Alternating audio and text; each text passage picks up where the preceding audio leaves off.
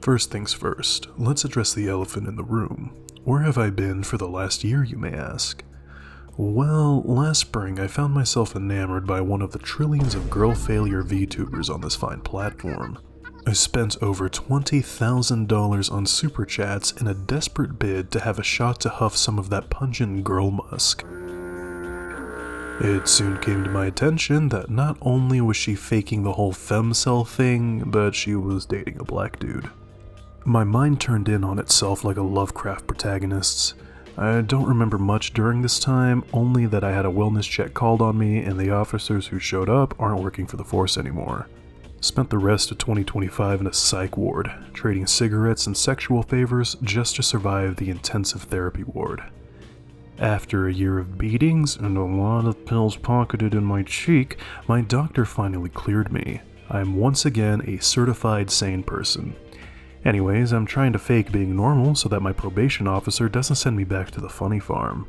Being normal now means spending all hours of the day playing Deadlock and being very normal about Mina. Very normal. I've got vampires on the mind now, so let's do a video on Vampire the Masquerade Bloodlines, no? If you're the type to watch these videos in lieu of playing the actual game, let me give you the down low on Bloodlines.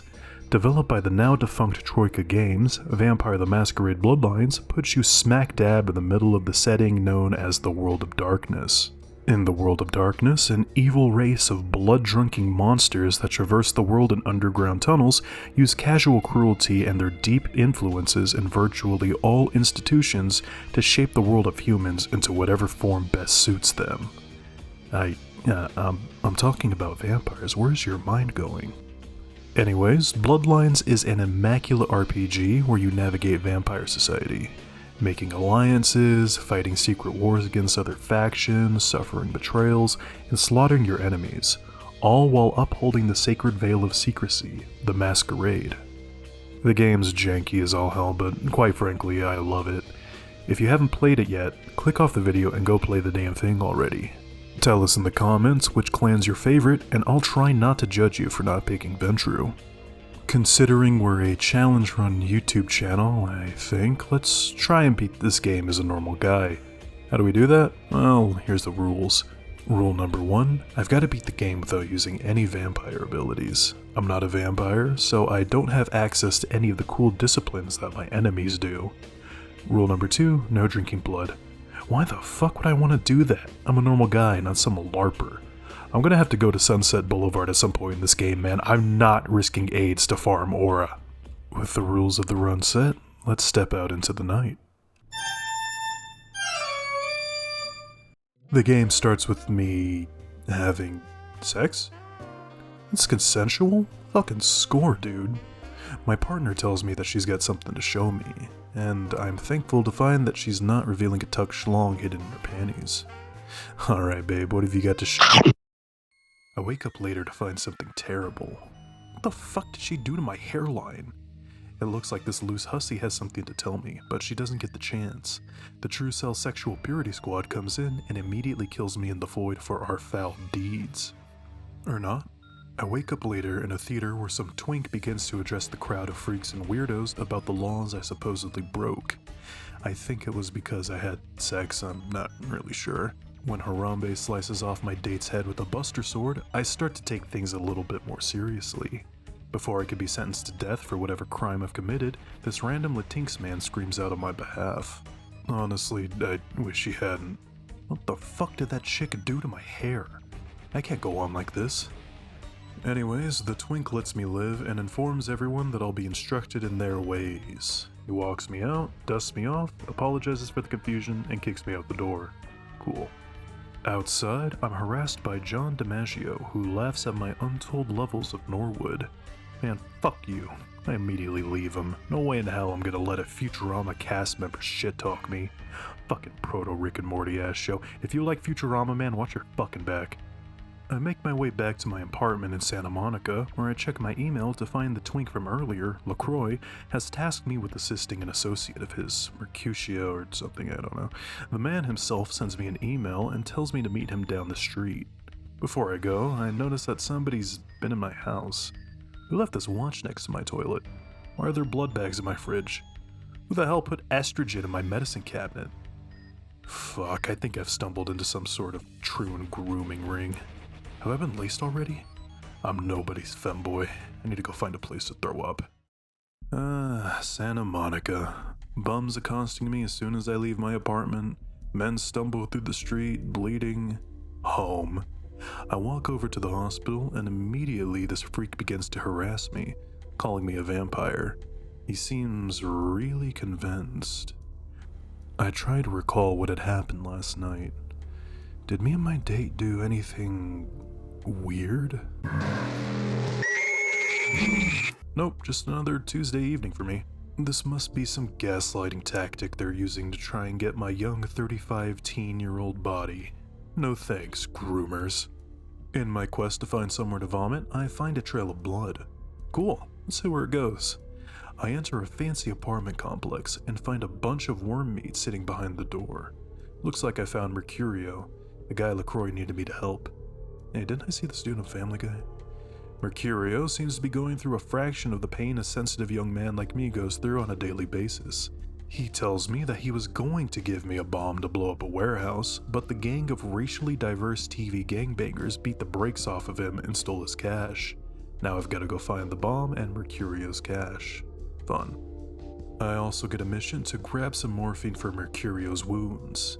He won't let me call an ambulance for him.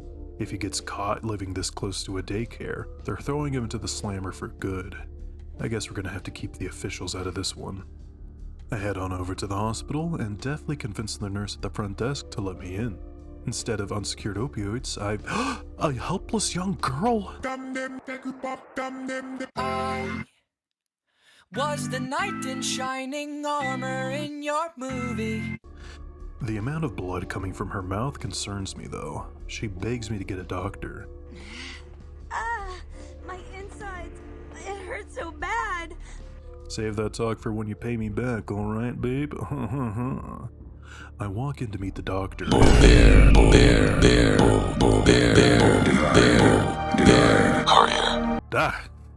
No, okay, I guess it's time for me to go play doctor with her. Not in that way. Not yet. I don't know how to do a blood transfusion, but I'll try my best. I nick open my wrist and pour the blood down her throat. The blood is going inside of her, so I think that means it'll go to where she needs it, right?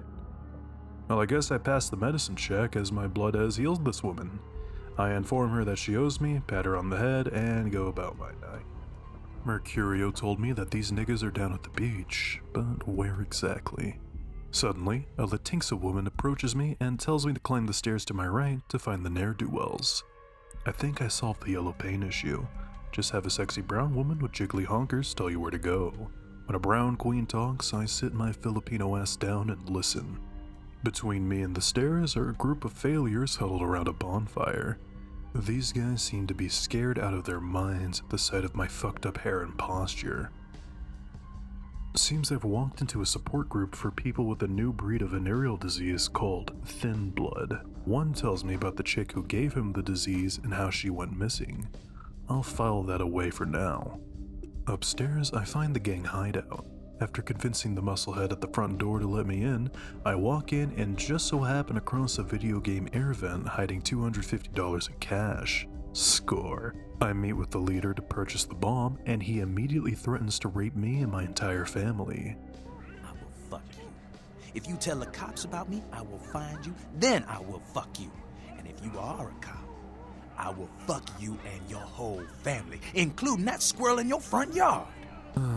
Reminds me of the good old days on Modern Warfare 2. I convinced this jive-ass rapist to trade me the bomb for an oil drum full of baby oil that I totally have. He hands me the bomb, threatens the structural integrity of my anus should I burn him on this deal, and sends me on my way. On my way back to the Bleeding Crybaby, I head into the hospital and liberate some morphine from the back rooms and return to Mercurio. He's disappointed that I didn't kill any of the gangsters or brought back any of the money he lost. I push the money envelope deeper into my pocket when he explains the job. I'm going to destroy a warehouse with the bomb I procured. It's owned by a rival gang of child groomers or something. Crazy. Just another sign the Dark Father's return is nigh. The only issue right now is that I don't know which warehouse to blow up. The only guy who knows is some dude named Bertram Tongue, but he's in hiding at the moment. The crazy broad in charge of Santa Monica is pissed at him, so he went underground until the feud blows over. Swell. I'm gonna have to figure out how to squash the beef if I'm gonna get this job done. Well, time to talk to the bitch that runs Santa Monica, Therese Foreman. I head on over to the club she runs, the Asylum. Inside, I'm greeted by a Harley Quinn cosplayer who introduces herself as Therese's sister, Jeanette. Frankly, I'm too enticed by her gratuitous cleavage to really pay attention to whatever nonsense she says, but I seem to have made a good impression on the vapid skank. The schoolgirl outfit loses points with me, but she gains them back and then some with the gray skin. I gooned to a lot of Homestuck back in the day. Upstairs, I overhear the sisters arguing about who stole whose makeup and who left what brown stain in the bed. After patiently waiting for the argument to finish, I meet Therese, the queen or whatever of Santa Monica. When I ask her to call off the feud, she tells me that Tongue and her sister publicly rubbed their asses on the street like a dog, embarrassing Therese in front of some chick named Carmilla or something. Therese relents a bit though. She's trying to renovate a hotel, but a ghost is causing her issues. She'll call off the feud if I can get the spirit out of the building. A ghost, really? Groomers, rapists, and now ghosts. Santa Monica's a fucking nut house, man. I need a break. I've got better things to do than hunt ghosts. Like gaining more XP. If I'm gonna survive the brutal city of LA, I'm gonna need to level up. You gain XP solely by completing quests in this game, so I'll be allocating some screen time to the matter. I'll be transparent here, I'm not going to show every single side quest I do because it'll just tank the pacing of the video. I find the ones that I'll show a tad more interesting than the ones kept off screen. Can't prove I followed the rules of this challenge without the footage, right? Well, think of this video more so as Bloodlines retold in my own degenerate way rather than an outright challenge run. Still, Scout's honor, I didn't break any of the rules, I promise. If you find this unacceptable, DM me on Twitter and I will send you my home address to send hitmen to. Okay, now back to the video. That strange Australian man is out there on the beach, pining for the girl who basically gave him vampire AIDS. Problem is, the chick is missing. The good karma of reuniting the pair will probably outweigh the bad karma from working with child molesters to plant a bomb in a warehouse full of people. Time to go hunting. First lead I have is the diner that the pair met at. The chick disappeared without a trace, so I guess that's really all I've got to go off of. The lady at the counter vaguely remembers some pale, sad woman sitting there at the table not ordering anything. Wasting the precious time of food service staff? I'll have this bitch's head. The old woman thinks that this face is trustworthy enough and hands me the purse that the girl left there a few days ago. Not much in the purse, just a picture of the girl, car keys, condoms with holes punched in them, and a bail bond for one Ralph Toten. Thankfully, there's a bounty hunter agency just down the street that'll let me look up the guy. Looks like this Rolf dude is some Eurotrash who came to LA to try and score some easy minge. Shame he didn't keep his disgusting Euro diseases with him, but his car is still out there. Maybe looking for it will turn up more clues as to where this ditzy broad went. Wouldn't you know it, his car's still in the beach's parking garage, and the purse I got had his keys inside. In the trunk, I find a diary belonging to the silly bitch. Let's violate her privacy. Thursday. Dear Diary, today I accidentally took a big bite of a bagel. I spent 3 hours purging to get it out. Whoopsies. Friday. Dear Diary, I looked a little too long at a Carl's Jr. commercial and felt the calories enter my body. Threw up for the entire day. Saturday. Dear Diary, guess what I did today? That's right, vomited. What the fuck? It just keeps going on. This is a 500-page diary and most of it is dedicated to her eating disorder. Oh wait, no, here's some relevant info.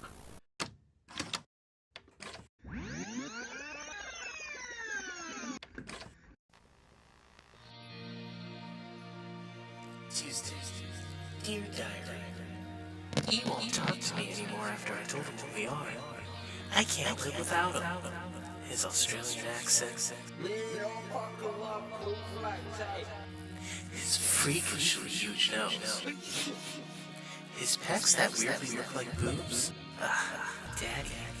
Anyway, I'm headed to the local blood bank. New diet. Did you know human blood is super low in calories? Anyway, bye, bestie. Well, that explains it. On to the blood bank. In the blood bank, the weird pervert manning the counter starts to yap at me. Think you're slick, vampire? I know what you are. This is the second guy who thinks I'm a vampire. What the hell? Why does this feel vaguely anti-Semitic? Anyways, I convince him that I'm actually here on behalf of that weird bitch Therese, and he lets me in. No sign of Cherry or whatever her name was. Wait, a secret number pad? After trying multiple numbers including the number 69, I end up finding a secret path into a back room, where I find the loose goose in the back room. Hey girl, you know you've got people looking for you, right? Looks like they've tied her up back here and have been drawing blood against her will. Wait, how much of her AIDS blood has been sent out to unknowing patients? I gotta stop this. I let her out of the chair and her hunger overtakes her eating disorder. After draining the blood from this hapless nurse, she calms the fuck down and starts freaking out. Oh my god, I totally murdered somebody. I'm never gonna see my big-tittied Australian surfer BF again. I tell her to calm her tits. I'm kind of turned on by that little display, and the big-nosed freak still wants to be with her. Lily calmly walks out, back into the arms of her lumpy, misshapen lover. With that, Lily and the godless Australian are reunited. One more drop of thin blood returned to the deluge that signals the time of weakening blood. The Dark Father's return comes one step closer to fruition. The fuck am I talking about? You may be a witch, but I'm a ghost. Nope, can't take an Uber to the hotel like a normal person. For some reason, Therese instructed me to walk through the sewers to make it there. I try to pretend that all of the sewage surrounding me is delectable girl poop and trudge my way through the sewer. I really hope I don't have to mess around in sewers after this. Well, here we are at the Ookie Spooky Scary Hotel. People rave about this being among the scariest levels in a video game, but I don't really buy it. It's a game from 2004, how scary can it get? Ooh, a ghost rammed a forklift into the shack I went into. If I were afraid of OSHA violations, I wouldn't have worked in that metal foundry for 6 years.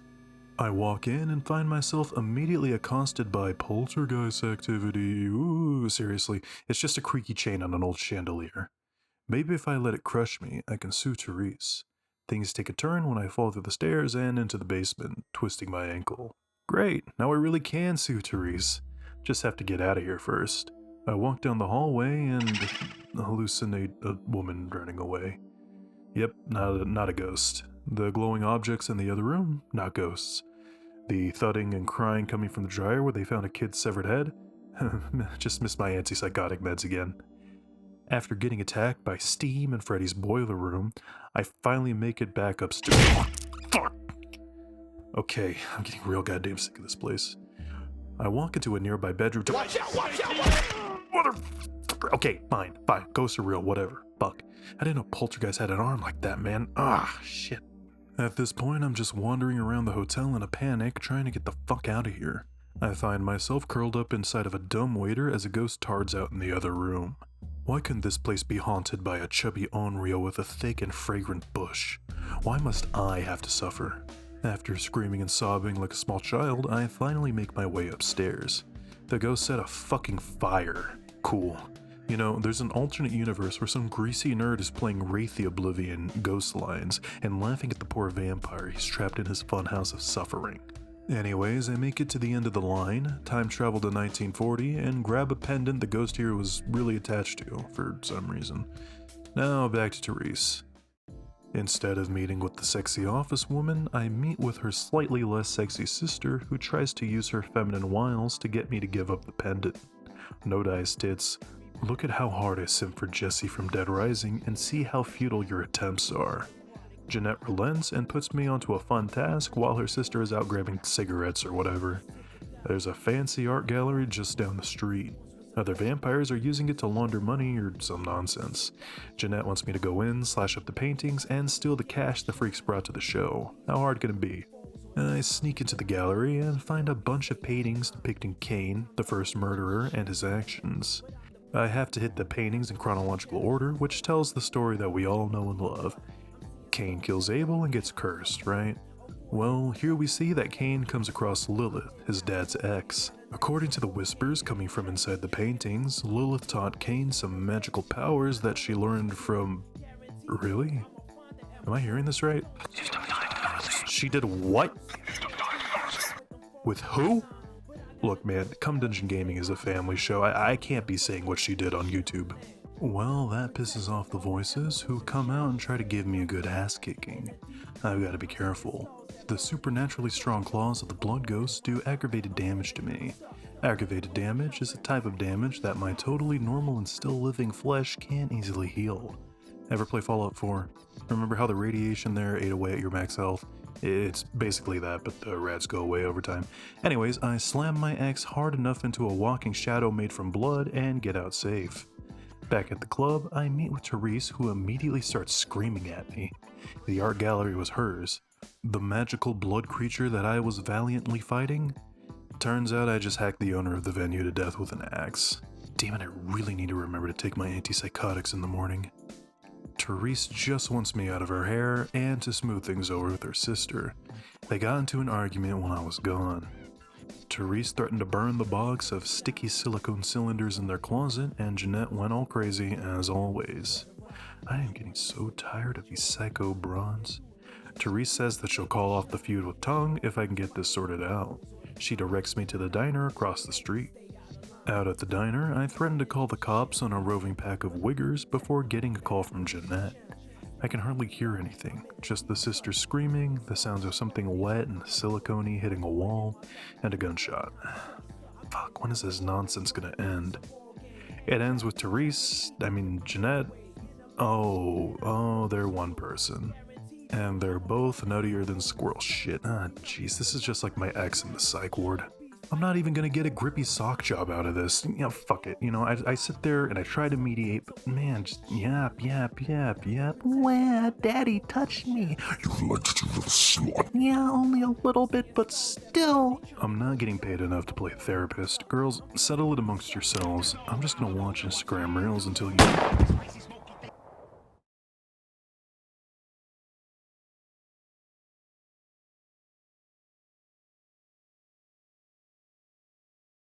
Well, that is the fourth suicide my indifference has caused. Still, without the crazy broad running Santa Monica, Tongue can finally come out of hiding and we can get this stupid job done. I walk on over to Tongue's lair and... Oh, fuck, what is that? I was expecting Tongue Sahur to make a surprise appearance. What the fuck happened to you? Whatever. LaCroix sent me to get a job done, and I don't want to piss off that kitty fiddler. Anyways, Tongue gives me the lowdown and tells me that some gang called the Sabbat are holed up in this warehouse, using it to store weapons or some such nonsense. I don't know, it sounds vaguely Jewish. Is this one of those Israeli terrorist groups? I didn't know the IDF was in town. Anyways, I hold down my vomit long enough to let Tongue whisk me away to a magical land known as the Next Level. God, that taxi ride was awful. How does a guy naturally smell like menstrual blood? Anyways, I'm here at the Sabbat hideout. First thing I do is smash a guy so hard with a fire axe that he phases through the fabric of reality. The job's simple. Go in, preferably unnoticed, plant the bomb, and then skedaddle. As I skulk through the dark, I discover that the Sabbat aren't just any average Jewish terrorist group. They're also Wiggers. Marcus is tense as a motherfucker. Maybe you heard something. Like what? Like, I don't know, but keep your fucking eyes open. And someone better tell those clowns in the freight house to quit playing cards before Marcus comes out and starts peeling fucking caps. You know what I'm saying? Yeah. Wow, I sure do hope that Gen Z doesn't try to cancel Troika Games. Easy as pie. These Wiggers were too interested in listening to Blade and sipping lean to notice me. Well, bomb set, let's go. Blue skidoo and we can too. When I make it back to the train station, I'm suddenly stopped by a truly foul creature of the night. A fur fag. The furry takes off his crusty fursuit and introduces himself as Beckett. I politely decline to shake his hand. There's something about Beckett in this game that just screams, I hit on underage girls at the back of my local card shop. Fuck Beckett and fuck established characters. And fuck Theo Bell too. Hardestat deserved better. Beckett runs away, fursuit crunching with each step while I black out, wondering who the fucking Theo Bell and Hardestat are. Well, the job's done. Hopefully now I can go back to that LaCroix fellow, tell him that our business is concluded, and get out before they bring out the puppy girls. Ugh. On my way out of Santa Monica, I get the world's most intense high five and accidentally kill a Chinese man. Whoops. I'll on to meet LaCroix. Hey, thanks for the ride, man. I'll take your advice on the Fenesteride. Fenester? However you pronounce it, I don't know. Hey, wait, where are you going? Well, it looks like I've pissed off the Jews once again. The Sabbat have come and are absolutely furious that I destroyed their warehouse. You destroyed my only supply of adrenochrome. Now I'm gonna starve. The main rabbi unsheaths his claws and prepares to circumcise me for the second time. Suddenly a gunshot rings out. Looks like this metrosexual Latinx man is here to save me from the roving pack of Jews. Not sure why he's risking hate crime charges, but I'm not complaining. He threatens them with a frag grenade and immediately dusts one cowardly backbiter. The metrosexual then introduces himself as Nines Rodriguez. He invites me over to his bar, and I assume it's something foul and unmentionable on YouTube. No thanks, bro. I've got a diddler to discuss things with. If the Epstein files have taught me anything, it's that pedophiles prosper. LaCroix has a pretty swanky joint. Hell, he even managed to get one of the Otis security guards from opposing force to man the front desk. Lucky. A Barney model is too expensive, let alone an Otis.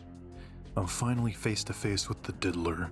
LaCroix commends me on the bombing, flexes that he knew Napoleon, and tells me about a ghost ship off the coast of the city, the Elizabeth Dane.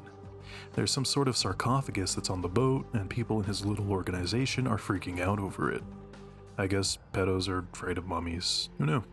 He tasks me with figuring out what's going on with the ship, but before I can walk my happy ass to the ship, he tells me to head to Nines' bar and meet with him. Apparently, the members of the bar are anarchists who call LaCroix a fat... Oh, God, I'm gonna have to deal with more libtards. Well, wouldn't you know it, the anarchs are at the same bar Nines directed me to. As soon as I walk in, a large black man begins screaming in my face. Just like LA in real life. Upstairs, I run into Nines, who immediately starts giving me the lowdown on the situation. Oh, papi, you're LaCroix's new errand boy, see? Es muy mal. La Camarilla came in and colonized us. Have you ever read those Epstein files, papi?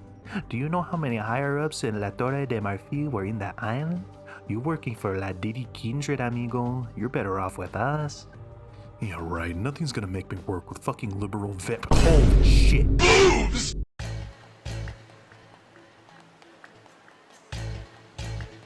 Nice. Oh, wait. Nice. Commies? What commies? All I see are titties. The voice above the boobs tells me that her name is Damsel, and she starts ranting about fascist activity and unfettered colonization on the local unhoused population through means of infection. Look, babe, I'm hands-free jerking right now. If you just give me a few more minutes... God damn it. Well, it's free XP. If I deal with her college liberal nonsense, I can at least get some XP. Not going to risk asking for a squeeze. I do not need another sexual assault charge on my ass. So, it seems like some silly billies are spreading diseases throughout LA, and we have to stop them. The information we have is absolutely scant, so I guess I'm just going to have to shake down every tweaker on the street until I figure out what's going on. Somehow, I wind up on Skid Row. Looks like this ill-looking fellow could lend me aid on my quest. Or sell me fence, I'll take either. I give him $5 to tell me why he looks so ill, and he immediately told me it was because a chupacabra from the sewers came up and bit him. He immediately dies after he tells me this. Do I really have to go in the sewers? Fine. Deep in the sewers, I find a fucked up goblin hawking back alley Russian bathtub heroin. Looks like this is our guy. Probably, I don't know, plague rat or not, he was dead the moment I laid eyes on him. Go Gadget Glock! Oh, damsel, I've killed the filth goblin. A suckle for a hero. Damsel informs me that there's no time for that, with words that I can't repeat on YouTube.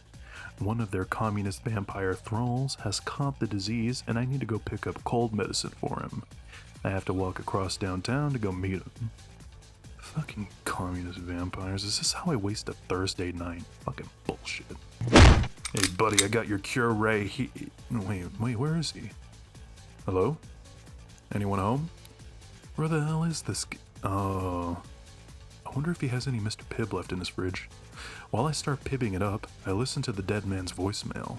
Looks like his girlfriend down the hall is showing the same symptoms that he's having. Better go see what's up. What up, slut? Your boyfriend is dead. What? You son of a... son of a bitch. Jeez, I thought some humor would lighten the mood, Killjoy. I immediately start digging through her personal stuff and find a diary. Looks like she's some sort of hooker. Among the relatively normal names, I find that she met one Jezebel Locke at a hotel down the street. Yep, vampire. She probably has something to do with the plague.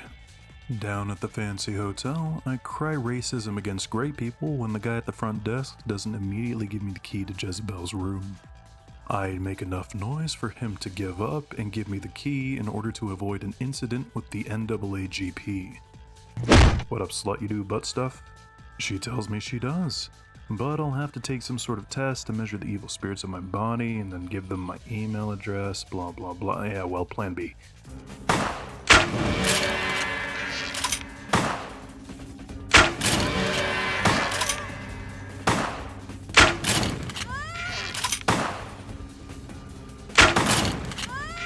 I promise this game gets by on its writing. The jank is charming. Another dead prostitute under my belt. I've lost track of what number she is. After my normal ritual of rummaging through my victim's things, I find a flyer for the cult she worked for. Better go show my findings to Damsel. As I head back on over to the gay bar, Wait, that symbol.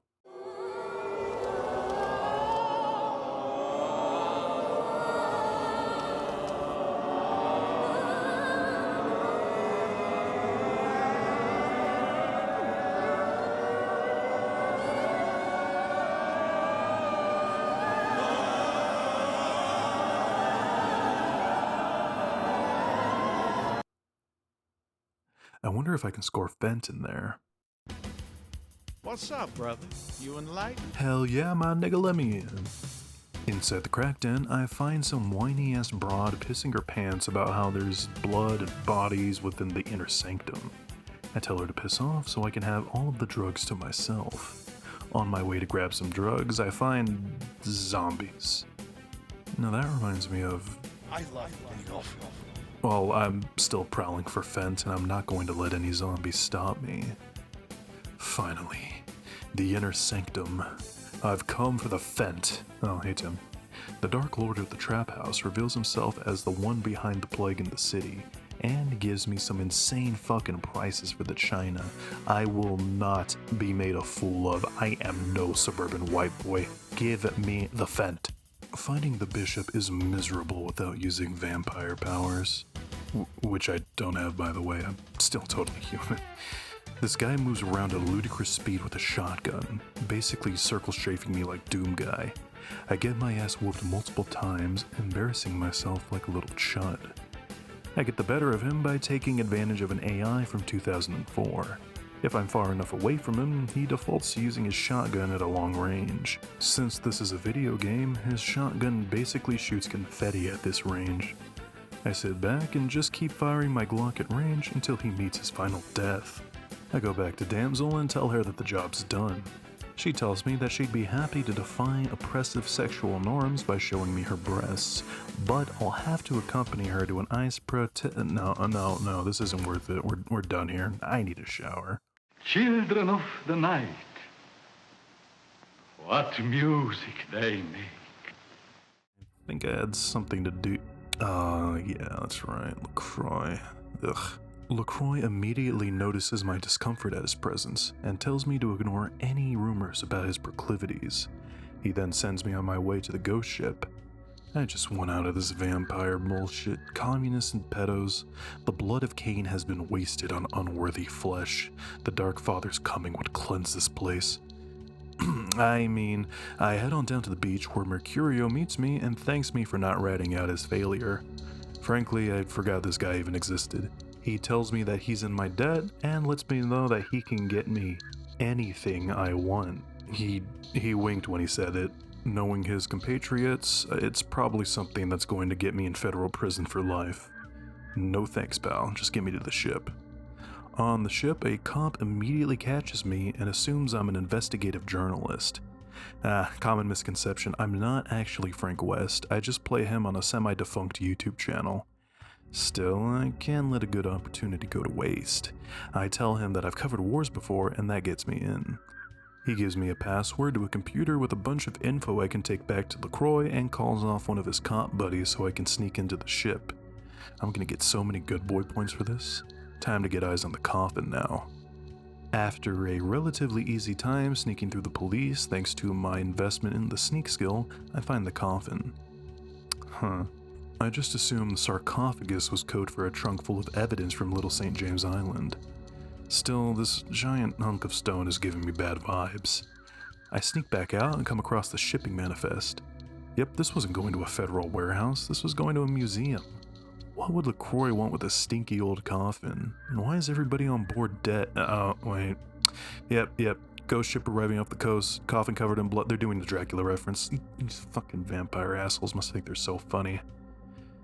Back to LaCroix, I need to get away from this freak show. As soon as I step out of my Uber, that woman from the hospital comes up and starts acting all crazy on me, saying that how she needs me, she'll die without me, my love is like a drug, blah blah blah. I guess I have my own pet yandere now. I mean, I guess that's cool, as long as she takes her meds, things should be, decent. On the topic of yanderes, I really don't understand all of these horror games about yandere girls chasing you with a knife. I am itching to go Chris Brown on a chick at any moment. Leave me alone in a room with a crazy Foyd, I swear. Anyways, I tell Heather here to give me her fancy ring and to meet me at my apartment. Why is one boob bigger than the other? Back in the office, I find LaCroix adjourning a meeting with his gang of purple people eaters and a goblin. I tell him that the ship was covered in blood and that the sarcophagus seemed to have been opened from the inside. This seems to have shaken him. He tells me that these weirdos that he just kicked out were the primogen of the city, leaders of each vampire clan that make up the court of the Camarilla in LA.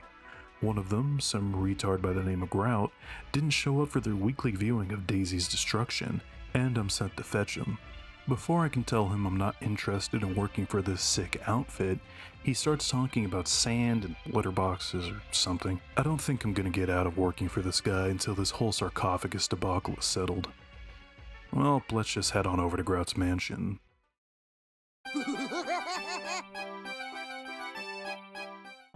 Outside Grout's house, I come across Nines. Hey, what's up, ese? ¿Qué pasa? Nines starts freaking out at me and telling me to leave the area now. As he walks away, I notice the smell of grilled cat coming off of him. I sit there on Grout's porch, wondering just how I'm gonna get myself out of the clutches of these communists and kitty fiddlers. And just enjoying the vibes, seriously. Just take a moment and soak in the atmosphere with me.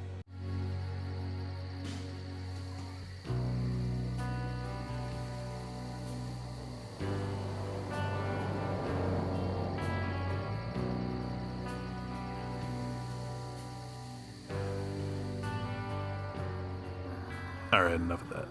Grout's home is filled to the brim with gibbering lunatics and latex gimps. What the hell was this guy getting up to in here? I'm sure that Grout wouldn't mind if I blow away his sex slaves with this revolver that I bought from that black guy.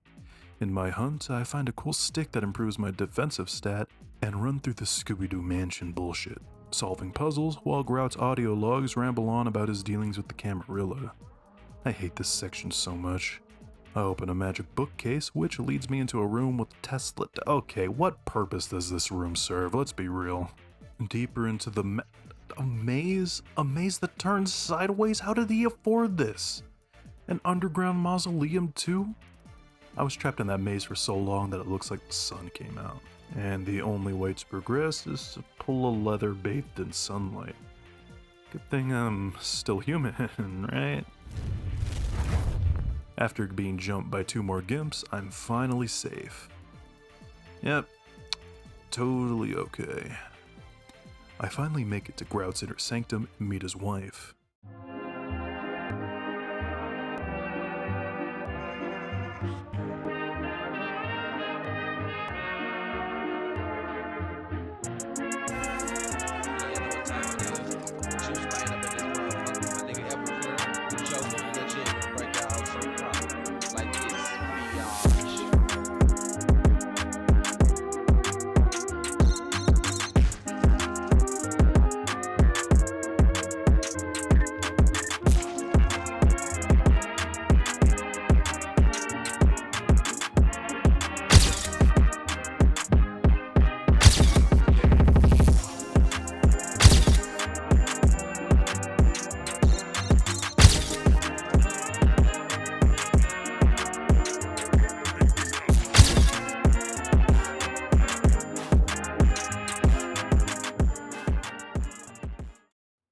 That was weird.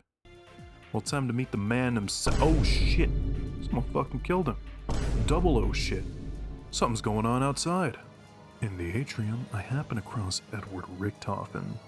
Looks like he set a fire to try and kill Grout, not knowing someone beat him to the punch. I have no idea as to why he's hunting vampires now. I haven't kept up with the mess that is the Dark Ether storyline. Whatever.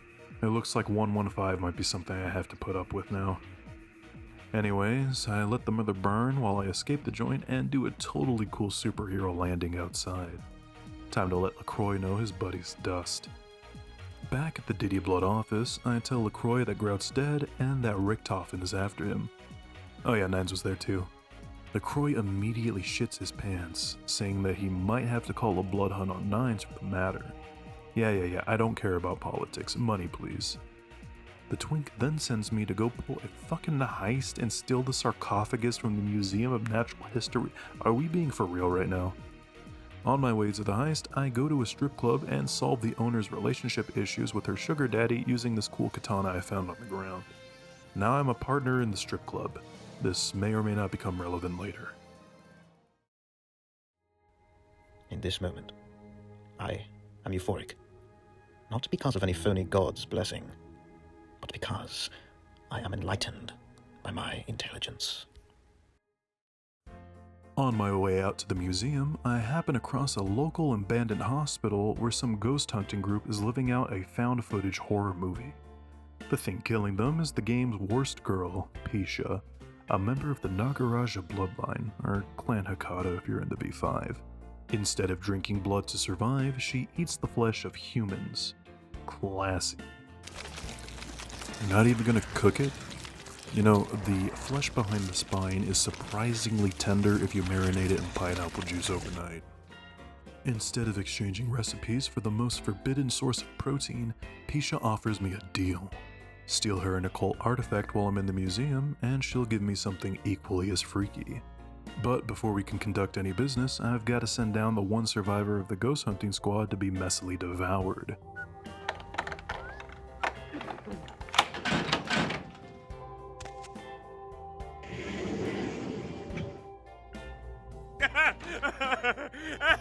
My baby just got pricked! Really? A joke? A joke, right? Oh, real funny. Oh, you got me good. I'm going to hurt some people very quickly. I wonder if members of that clan actually digest the meat that they eat. If they do, does that mean they poop? The thought alone is probably the most horrifying thing in this game. Well, finally made it to the museum. After passing a funny Haunted Mansion reference, I walk up to the entrance and... No, seriously, just take in the vibes. They really don't make games like this anymore.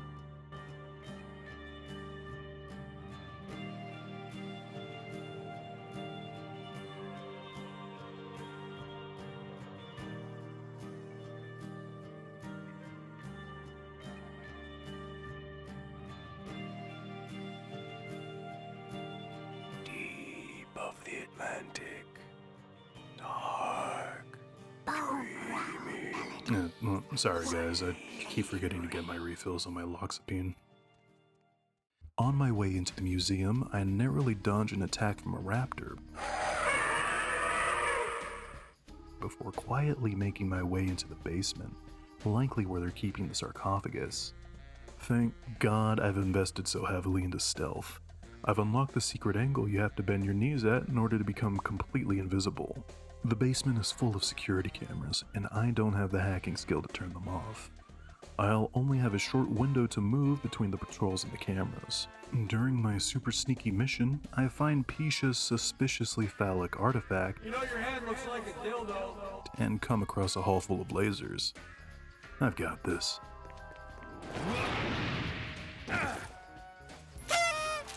What? What's going on? Whoa. Ladies and gentlemen, I'm getting the word that Cum Dungeon Gaming has made the millionth Resident Evil laser hallway joke. Wow. I'd like to thank you all for the support over the years. We really couldn't have done it without all of you guys. No, I'm not sharing any of the profits from the big check they're handing me right now. After shoving a check for 25 smackaroos into my wallet, I enter the storage area to find absolutely nothing. Just the rank smell of a crusty fursuit. Beckett. This smug atheist starts acting all high and above it all. Oh, why is everyone so afraid? It's just a sarcophagus carrying an ancient corpse. I hold my nose and talk with him a little longer. Beckett tells me that more superstitious vampires believe that this sarcophagus is a portent to Gehenna, the vampire end times. Gehenna is some sort of vampire prophecy nonsense about the end of the world. It's like the vampire second coming, I guess. Cain, the first vampire, is supposed to return at some point and he won't be happy. It sounds like bullshit, but the ever-present red star above me makes me think otherwise. I mean, the blood has thinned and the voice of the crone echoes throughout the shadows of the world. The Dark Father, the Bloody Man, the first generation himself is moments away, coming to judge the whores of the Camarilla and the bastard childer of the Anarchs. He will break the teeth of his wayward children, and the antediluvians will suffer for the massacre of the second, and so shall we, in time.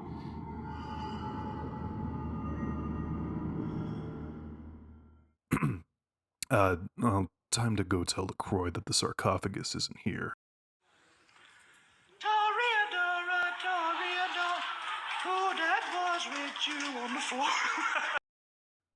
As soon as I walk into his office, I just know LaCroix is going to flip a tit over this missing sarcophagus. I find him there brooding at the window, crying about how everyone hates me. God, it's like dealing with my mother. He's all butt mad because he had to call a bloodhunt on Nines for the murder of Grout, likely causing untold political fallout in LA. Just hearing the phrase bloodhunt makes my heart hurt. That game deserved better. LaCroix's pretty pink panties are bunched up even tighter when I drop the bad news. He immediately starts pointing fingers at some dude named Gary and his buddies, the Nosferatu. They were the ones who got the info on what was on the ship and where it was going. I think LaCroix almost pops a hemorrhoid when he sends me after Gary. LaCroix informs me that the Nosferatu hide beneath Hollywood, which is Anarch territory ran by a guy named Abrams. I'm likely gonna have to go play some more intersect political games in order to get the info I want, which probably means it's another wild goose chase on top of the one I'm already in the middle of. Lovely. On my way out of Dogtown, I meet back up with Pisha and try not to ask about the workings of her digestive system. In return for the fetish statue, she gives me something from the Bad Dragon back catalog. It's sloshing. Cool, why did I do this for her again? As soon as I step out of my Uber into Hollywood, some local Goomba tries to strong-arm me into seeing Abrams first. I was originally going to do that, but if you're going to be a rude asshole about it, I'm not going. Instead, I hit up a Circle K, buy a hazmat suit alongside my Mr. Pibb, and hit up what I thought was a fancy Mexican restaurant. I find titties instead of tacos, which is somewhat disappointing. I'm starving, but I haven't been able to keep food down. Surely if I just keep eating, something will change, right? One of the strippers here offers me a private lap dance, which gets my mind off the ever-present gnawing hunger. When she takes me into the back, I get hit with more vampire bullshit. The woman introduces herself as Velvet Velour, one of the anarchs in this area. Instead of throwing that ass back, she throws some problems at me. Vampire hunters have been spotted in the area. One of them is working at a nearby porno store as a stripper. The only info she can give me is that the hunter has a heart tattoo on her lower back. I need to kill her without any collateral damage so that this big bitch doesn't feel bad about ordering a hit. Being everybody's errand boy is exasperating, but I need XP like kids in Africa need AIDS medication. The game is only going to get harder from here. Thankfully, the porn store isn't a long walk away. The smell of bleach and Fabuloso does absolutely nothing to cover the smell of old semen in here. Ugh. I ask the pervert behind the counter for the strippers, and he directs me to a peep show in the basement. This crusty place is making me rethink my porn addiction. I head on into the peep show, braving the smell of ass and cheap perfume. When I pay for a show out of curiosity, I find my target. Now to get her alone. Unfortunately, this place doesn't have a fire alarm, so I can't just pull it and grab her in the commotion.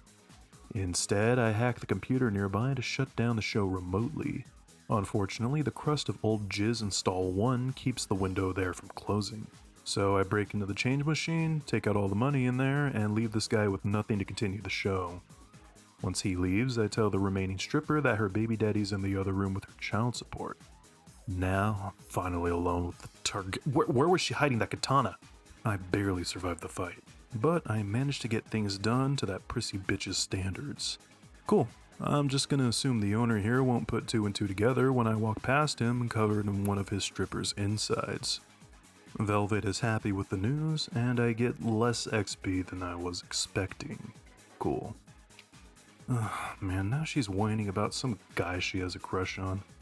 This guy works at the motel down the street, and he's currently working on a movie script. Something about a group of conniving, blood-drinking murderers who prey on children and run the world. I don't really care about this, but it's important to VV, which means I have to do it to get XP. She directs me to his workplace. I've got to get the script without killing him and take out the racist who's been feeding him red pills. That's what I would do if I cared about what this pair of tits with an inflated ego thinks. But I'm a true cell alpha Chad. I will no longer be held down by the chains of misandry. I walk on up to the writer and ask him about his script.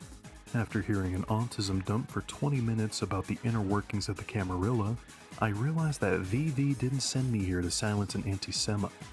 He gives me the script, the name of his collaborator, and is rewarded by getting his head blown smooth off with a 357. The guy he was working with? One of those thin bloods down at the beach in Santa Monica. Just to doubly piss off Velvet, I just give the gibbering fool a scare and send him on his merry way. I even earn an extra point of humanity for being such a kind boy. I tell Velvet that her touchstone died and she starts having a woman moment over the whole thing. I might not have gotten the XP I could have for this quest, but hearing her soul-rending screams as I walk out the strip club warms my heart. Well, I figure I should go talk to Abrams and quit wasting time. On my way to his haunt, I stop in a local club and meet a local vampire who's being stalked by hunters. I convince him to do the old switcheroo, leading to the hunter to believe some random douchebag is the vampire. I'll trade a magic trick for a vase. The fuck you say to me, you little shit? You need to pee. He needs some milk. Good times in Hollywood. I think I can still hear VV screaming from across the city. I just want out of this whole thing. I don't want anything to do with that damn tape. I think it's finally time to meet with the Baron of Hollywood. I meet Abrams and he immediately starts with the classic Anarch bit of bitching and moaning about the Camarilla and LaCroix. Well, I hate the power games of the Ivory Tower. Well, they only serve the wills of the elders. Well, they're involved with the trafficking of children at Little St. Actually, no, he has a point on that last one. I interrupt his whining with an extended Joker laugh. It short-circuits his brain and finally removes the Camarilla-shaped stick up his ass. Abrams will help me find the Nosferatu, but for a price. I need to pick up a videotape for him. He tells me the guy he bought the tape from is paranoid, and will only meet in person for the pickup. I've got to go to a nearby internet cafe and use a burner email, where the seller will contact me and arrange a pickup location. Abrams then welcomes me as a guest in his domain. Huh. I thought he'd get mad at the whole mind-breaking one of his associates thing, but honestly, he probably doesn't even have the manpower to do anything about it. I mean, the only vampires we meet in Hollywood are Velvet, that whinging crybaby over at the bar, that dumb as rocks goon who honestly is probably just a ghoul, Victor Temple and Nellie G... Wait, how do I know these people? Anyways, I walk into the internet cafe, ignore the Russian guy in the corner playing Counter-Strike and screaming the N-word, and log in. The email tells me to make the pickup behind some payday loan joint. The guy is twitchy and absolutely terrified. Oh, I think we all know what's on this tape. I thought it was just the Camarilla that were the pedophiles. I've got to stop working with vampires, man. The seller tells me that he doesn't have the tape, but he somehow stashed it within some chick's grave. He bugs out and sprints into the night. Instead of police sirens, I only hear the sound of a manhole clinking as his screams go quiet. What possibly could have happened? The fuck was that? After defiling the resting place of the dead for the second time this year, I find the tape. A sinister-looking thing labeled DMP. This is not good. I head on back to Abrams, who puts the tape at— Whoa, dude, I do not want to watch this with you.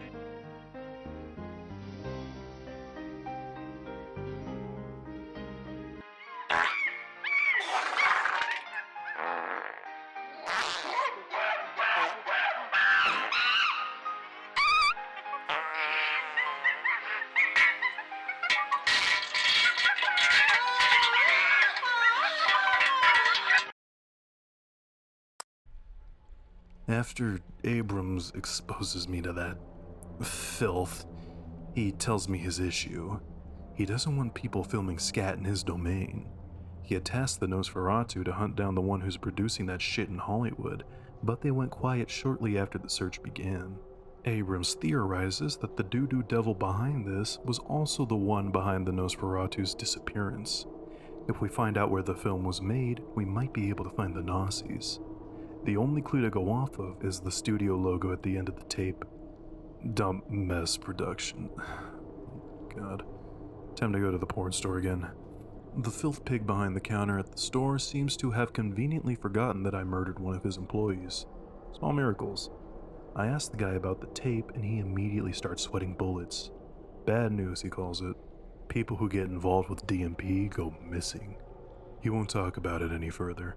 But he changes his mind when I place the sword that I killed his employee with on the table. He points me to a payphone. It rings periodically throughout the night. They'll offer me a code phrase, and I have to give them the correct passphrase. He hands me a note with the correct passphrase and... oh, no. The brown eye wings. Daddy's hungry. You've gotta say it right, come on. And Daddy's hungry. Oh yes, meet me at the Lucky Star Motel, dirty boy. I think I'm gonna kill myself. At the motel, I head to the room and thankfully find it covered in blood instead of feces. The only clue into DMP is a key to the back room of the internet cafe. I knew that place smelled fishy. Or, well, shitty, I guess. I head on back into the room and, oh shit! I immediately get hit with the smell of a Hyderabad sewer at the sight of this monster. The brown stains its claws left on my skin confirm everything I need to know. Poop monsters. Of course.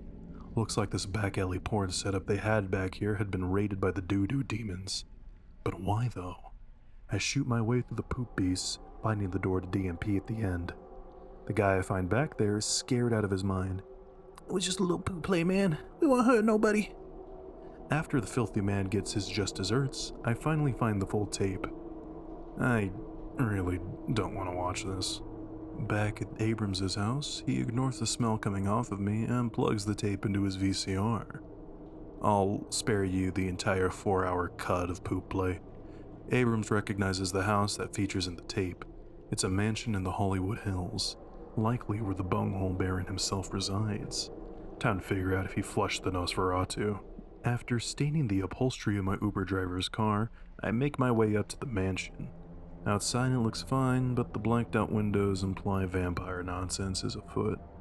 I break in and, yeah, somebody's made the inside of this place look like the ship from Prey. I shudder to think what these orifices on the wall produce. The poop monsters running amok here tell me this is the joint. In the basement I find... Oh, hell, what is that? Hello, sir. I am Gorpish. I mean Andre, your Microsoft tech support. If Prince LaCroix wants to speak to the Nosferatu, he must do the needful and send $4,000 in gift cards to me. We do not negotiate with Indians here at Cum Dungeon Gaming. The Indian Vampire's boss fight isn't too tough. At least it wouldn't be if we can hail and use magic vampire nonsense. He teleports around the map, sending the feces beasts after me. These little shits do aggravated damage to me, so not only are they whittling away my health, it's going to take longer for me to regenerate. I shoot Andre enough times to send him fleeing back to post engagement bait on Twitter, ending the fight with just a gnat's dick worth of hell. Killer. I head deeper into the back room and find myself in the sewers. Great. The sewers are clogged with my creations. Well, the most infamous part of the game begins, and what a start it is. I sit there for a nice 20 minutes to let my flesh and bones regenerate to full health. As I wait to recover, I can hear a ghostly child sing while a shit beast huffs and puffs nearby.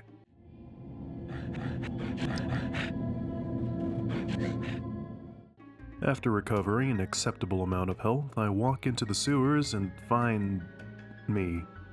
The classic dead doppelganger hallucination. Dr. Herschel told me about this. Just a hallucination. I just touch it and it disappears.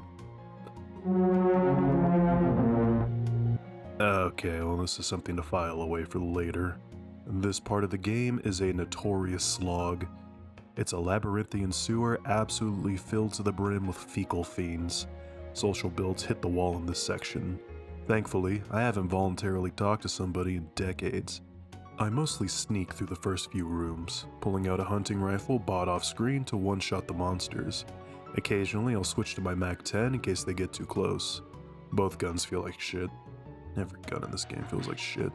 After solving a fun water puzzle, I sneak on in and... Oh yeah, you think you're smart, huh? That wasn't too bad. Oh god, the smell! The smell! I make it out of that sticky situation with a slightly smaller gnatstick of health. Yippee.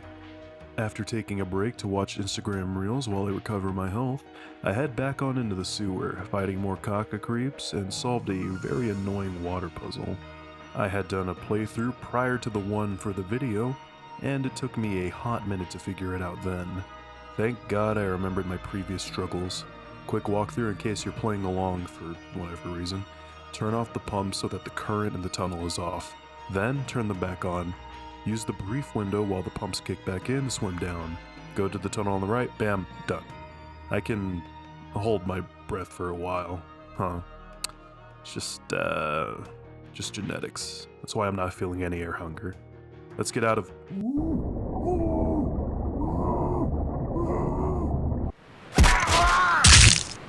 I hate this game.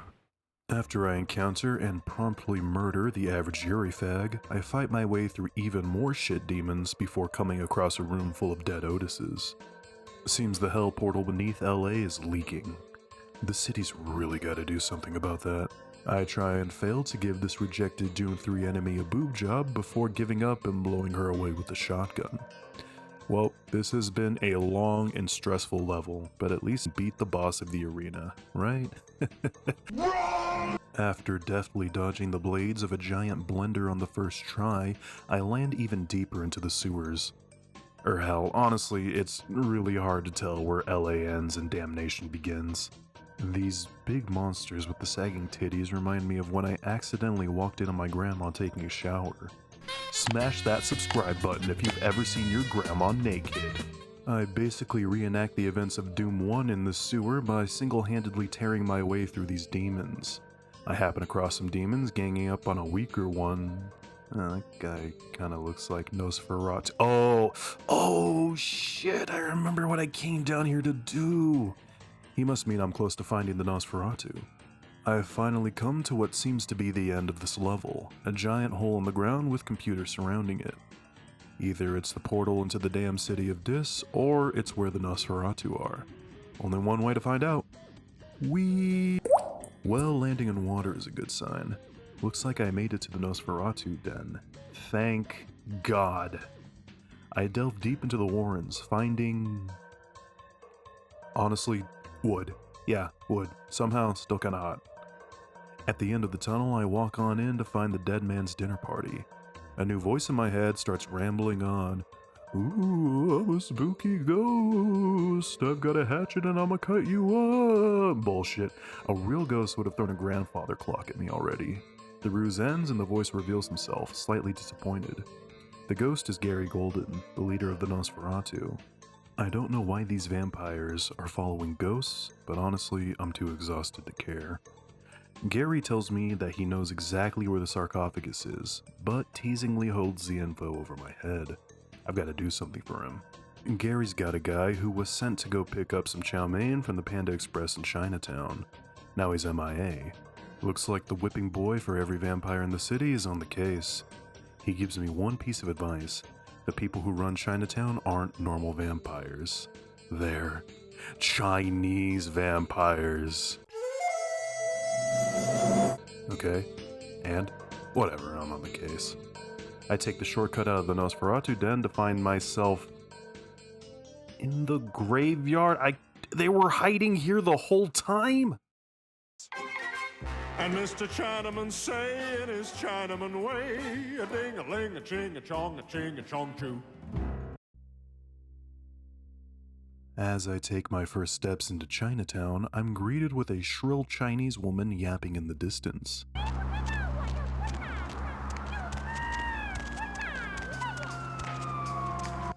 Little did I know, it was a portent into my imminent future.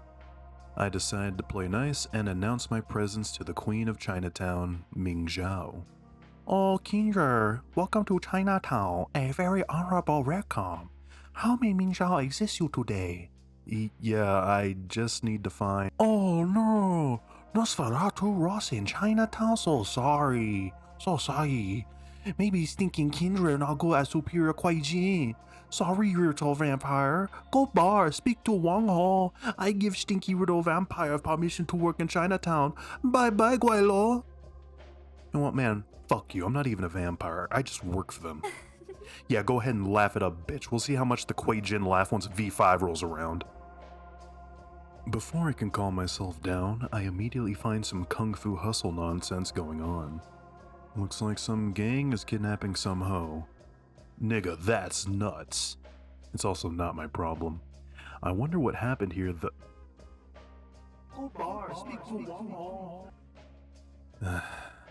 Well, I think it's gonna be my problem now. I head on into the restaurant and ask the waitress to send me to Wang Ho. She opens up a secret elevator and speaks incredibly loudly as I walk over to Wang Ho's office. Hello? Hey, baby. Blah, blah, blah, blah. Blah, blah, blah, blah, blah. Blah, blah, blah, blah, blah. Blah, blah, blah. Ooh, blah, blah, blah, blah. Blah. Alright, my chugga in Christ, we both know how this goes. You scratch my back, yada yada. Wang Ho's freaking out. Those ne'er-do-wells from earlier kidnapped Ho's daughter. He gets a convenient call and finds out that she's being held at a local massage parlor. Wait there, silly man. It's time to give these gangsters a happy ending. Wait, does that even work? Actually, my ammo orifice seems to be gaping a little bit. Better go fill it back up. I head into a nearby medicinal store and ignore the fact that Goro Majima is sitting behind the counter. I politely ask to see the real merchandise, and he reveals the loads of firearms hidden behind the counter. You can do this trick at any Chinese pharmacy in real life. Seriously, go ask a Chinese man right now to buy a gun off of him. I buy an Uzi and... funny hat.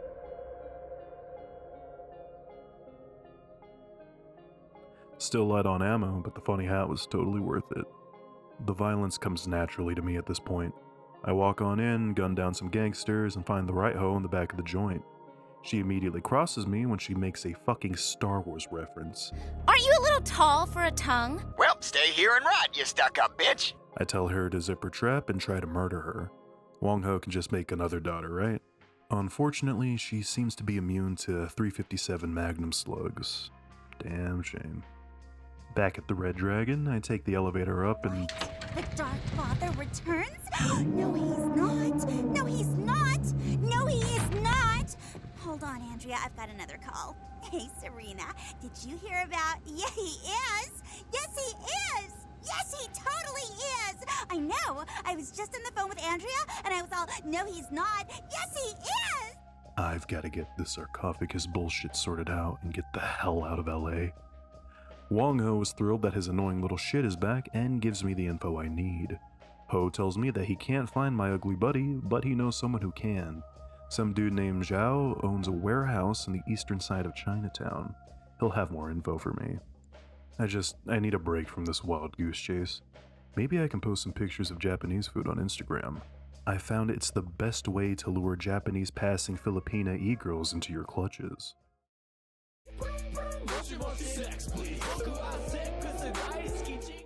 I walk into a ramen shop and happen across a young Japanese woman all by her lonesome?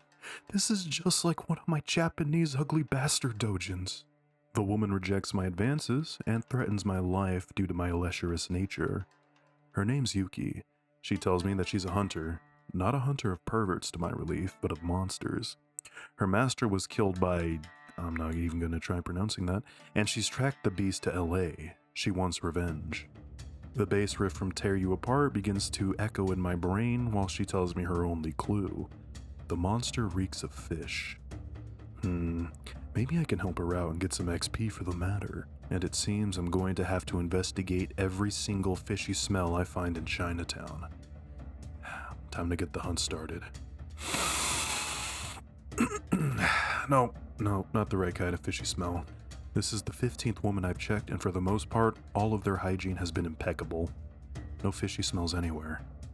While sniffing every woman ages 20 to 45 in Chinatown sounds fun, the monster might get away before I'm done. Maybe Ling Ling back at the Magic Castle knows something. After being condescended to for half an hour, Ming Zhao finally gives me some info. The monster is in town. She just lets any supernatural creature walk the streets of Chinatown, I guess. His name's Zanzibar or some other impossible to pronounce bullshit. Apparently, he entertains business guests over at the Red Dragon. Man, why do I keep ending up here? I waltz back into the bar and find a new NPC in there. The guy says he's connected to Zangief and won't just let anyone talk to him. When I mention the possibility of setting up one of those Japanese used panty machines in town with his help, the little wimp perks up and sets up a meet with Zangief. He gives me the address to a warehouse on the other side of town. Cool, time to go tell Yuki the good news. She's suspicious as to why I'm going to help her with the monster, but I convince her that I've got nothing better to do. That's a lie. I'm just going for the gratuitous panty shots. We meet up at the warehouse, sneak in, and find... the dweeb? Where's Zaz? The dweeb Joker laughs at us before revealing that he was the monster the whole time. What a twist. Yuki is pretty damn good in a fight. She gets a 1,000-pound frozen tuna chucked at her and takes it like a champ. I hit the shapeshifter with my fire axe. He completely no-sells it before tearing me a new hole. We eventually end up gunning the monster down, avenging Yuki's master. We leave on good terms. She tells me to stop being such an unrepentant pervert, and I lament the fact that I didn't see up her skirt. Maybe we will meet again one day, my little Maki-roll.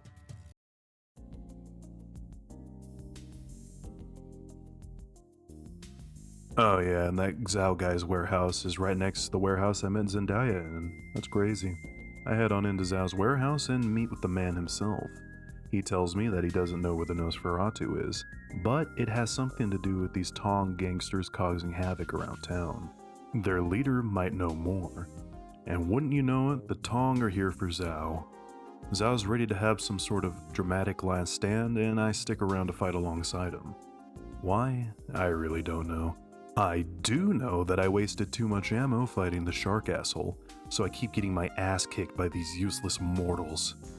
which I am, by the way. Mortal, that is. I just decide to stay upstairs with Zhao and fire down into the gangbangers. Thankfully, we managed to kill them all. I loot the ammo from their bodies and head on out to the club, ready to get some answers. Inside the club, I realize how fucked I am. I can't go in guns blazing as I normally do because I don't have the health or ammo for it. I managed to talk my way up, convincing the guard that I'm here on behalf of the Stop Asian Hate movement to help prevent Chinese grandmothers from getting sucker punched by lunchtime rowdies. What up, Chigger? Where's the sludge boy? The boss freaks out, but some Chinese man VTuber pops up on screen and tells him to shoot me. He shoots me and, it missed anything vital. I'm still human. I murder the gang boss, much to the VTuber's pleasure. He tells me that he has the Nazi and to meet him at his company's building to exchange. Now I just gotta find a way out of here. I am so glad I invested in stealth. Hey, you! Oh shit. After sneaking out of the club, I find my way to the Fu Manchu Syndicate building, where the Chinaman said he'd meet me. I waltz on into the empty building, only to find the old man on screen. He tells me to go into a nearby room where they will serve me a fresh animal-style double-double. Tasty. Unfortunately, I go in there and there's no double-doubles, only an elevator that leads me up. There are no vital signs. No heartbeat, no body heat. Test chamber air sample is 97% carbon monoxide. Normal respiration cannot take place. Subject is by all definitions clinically dead. No, there's a perfectly good explanation for that. Carbon monoxide is just a delousing agent. It's not poison gas. This guy is certain that I'm a vampire for some reason. He blasts me with UV light, which does nothing but give me mild eye damage. Thanks for using those medical sterilizing lights, you dick. He leads me into another room and... man, not this shit again. I've already made one of these jokes earlier, man. If I make any more Resident Evil jokes, the algorithm is going to think that we are a Resident Evil channel. I will be damned before I let Come Dungeon Gaming get associated with other Resident Evil channels like... the Sphere Hunter. I walk on into the next trial to find... a guy holding a crucifix? Okay, look, you're on the right track, but you're not quite there. You see, crucifixes work against supernatural beings if you possess something called true faith. If the guy here believed hard enough in the crucifix itself, then yes, he could repel me. Then again, he could do that if he believed in like a Playboy magazine hard enough. Yeah, I really don't like that part of the mechanic. It makes it feel like any dickhead can get true faith if they're crazy enough. Honestly, and this is just me, but I'm not a fan of how they handle true faith. You know, I think it should only work with Abrahamic religions. Now, if we're going to explain why it should only work with Abrahamic religions...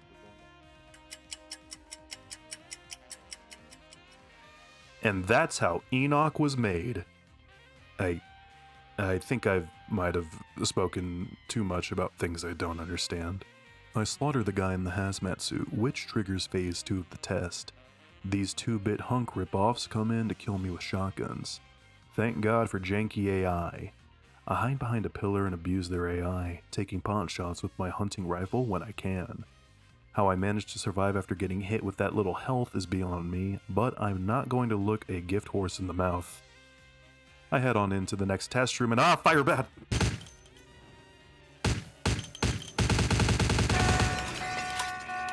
This explosion was a windfall.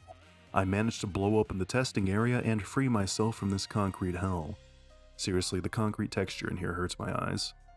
I murder everybody nearby, sneak behind the Mandarin, and hack him to death with a katana. And wouldn't you know it, the Nas I'm looking for is hiding back here. I free him, and we gun down more guards just trying to make it home to their kids. He deletes the 3 hours of autistic lore dumps, and we skedaddle. Outside the building, one of the nearby payphones starts ringing. It's Gary, and he's doing the classic Prince Albert in a can gag. Always good. Gary thanks me for my help and provides me with the info I seek. The Nosferatu sold the sarcophagus to an independent clan of vampires, the Giovanni. Italian vampires that turn people into zombies. Seriously, We just dealt with the sketchy Chinese vampires. Now we've got Italian vampires. Does every race have their own special type of vampire? What the hell does a Scottish vampire look like? A gypsy vampire? Fucking vampires. La la la la la la la la Saskatchewan la la la la la la la la la la la la la la. I follow the A's and Madons echoing throughout the city and find myself right in front of the Giovanni mansion.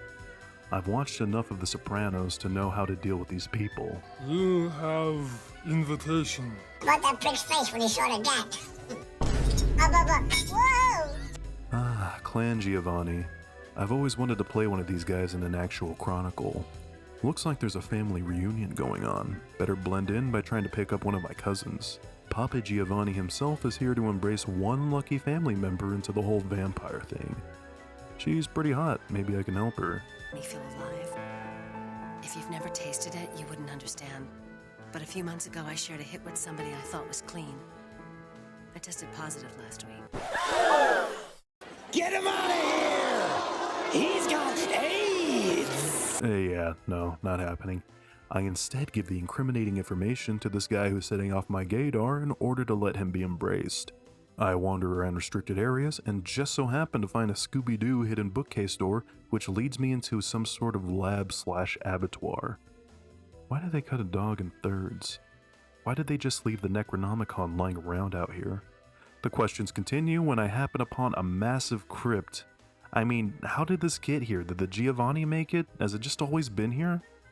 The only thing that makes sense in here are the zombies. It just always comes back to zombies on this channel.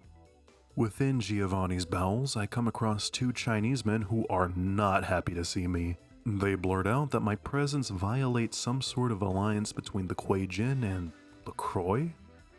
I don't know if the Camarilla would be down with siding with the Chinese. Maybe I can use this info to blackmail LaCroix and get out of this freak show. He's been talking about taking me to some sort of island when this is all over, and honestly, I don't think this channel will survive if I end up on the LaCroix logs. Time to kill these guys and take the sarcophagus. The Ping Pong brothers here aren't too hard to fight. I just circle around the top of the arena, turning back and focusing on one brother with bursts from my Uzi. After slaughtering the Chinese men, I take the claws of the Claw brother as a trophy, and finally have the Arcaran sarcophagus within my greasy, stinky clutches.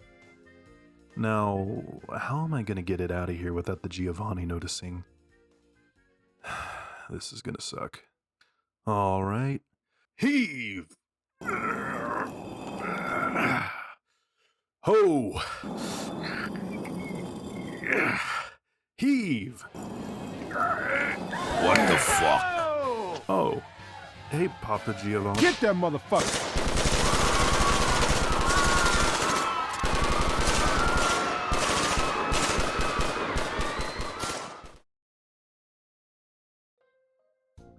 Well, I'm sore as hell, but I made it. LaCroix is ecstatic that the sarcophagus is finally in his hands. Beckett is also here to examine the sarcophagus. Yay. When I bring up LaCroix's secret alliance with the Kuei Jin, he gaslights, gatekeeps, and girlbosses me into not bringing it up anymore. I might have to end up just killing this guy. We turn our attention to the giant brick in the middle of the room. LaCroix is chomping at the bit, dying to get this big stone coffin open. But, according to Beckett, the sarcophagus is locked by a sophisticated mechanism, and we have no clue who can open it. But Beckett knows who does. There's an archaeologist in town, somebody who specializes in MacGuffins and knows how to open them. The only issue is that he's missing. Beckett starts getting all uppity. Oh, it was probably those dumb Christians over at the monastery in Malibu. They want to bring us back to the Dark Ages. Can you believe they're not enlightened enough to support zoophilia? I'd stop listening at this point. I don't need to hear about true enlightenment from a guy who does autoerotic asphyxiation in a fursuit. I have no evidence for it, but, you know, Beckett seems the type to me. I beseech LaCroix for some scratch after my long ordeal, buy some ammo, and then take an Uber to Malibu. It's my only lead.